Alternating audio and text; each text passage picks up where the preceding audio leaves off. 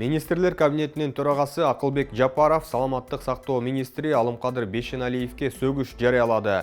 Ага башкы прокуратуранын сунушу негиз болгонун өкмөттүн басма-сөз кызматы кабарлады. Акылбек Жапаров буга чейин башкы прокуратура Бейшеналиев тууралуу өкмөткө 2 жолу кайрылганын айткан. Ал азаттыктын суроосуна жооп берип жатып, министрге жакын арада чара көрүлөрүн маалымдаган. Буга чейин жогорку кеңеште Бейшеналиевдин коомдук жайлардагы жүрүм туруму, башка кесиптештери тууралуу айткандарынан улам өлкө жетекчилерин реакция кылууга чакырган. Баш прокурор Курманкул Зулушев жогорку кеңеште отчет берип жатып, министрге карата чара көрүлүп жатканын, кызматтык этиканы бузгандыгы үчүн министрлер кабинетине 2 сунуш берилгенин айткан. Министр бир катар таанымал дарыгерлерди сындап иштен алган. Мамлекеттик ооруканаларда жайгашкан бир нече менчик медицина борборлорун имараттан чыгарууда чыр чыккан. Бейшеналиев өзү бул тармакта реформа жасап жатканын, ага айрым адамдар бут тосууга аракет кылып атканын айтып келет. Мурдагы президент Алмазбек Атамбаев бүгүн 18 апрелде Бишкектеги номер 47 колониядан Чүйдүн Молдовановка айылындагы номер 27 колонияга которулду. Бул тууралуу жаза аткаруу кызматынын басма-сөз катчысы Элеонора Сабатарова билдирди. Өткөн аптада журналисттердин суроосуна жооп берип жатып, Атамбаев өзү Чүйдүн Петровка айылындагы номер 8 колонияга которууну өтүнгөнүн айткан. Кармалган күндөн тартып мурдагы президент 1 жылдан ашуун убакыт бою улуттук коопсуздук боюнча мамлекеттик комитеттин терүүгө абагында отурган. Абактагыларды дарылоо мекемеси катары белгилүү номер 47 колонияга 2020 жылдын октябрында которулган. Кыргызстанды 2011-2017 жылдар аралыгында башкарган Атамбаев 2019 жылы Батукаев иши боюнча Кой Таштагы үйүндө кармалып, камакка алынган. Крим төбөл Азиз Батукаевдин 2013 жылы абактан мыйзамсыз бошотулушуна байланыштуу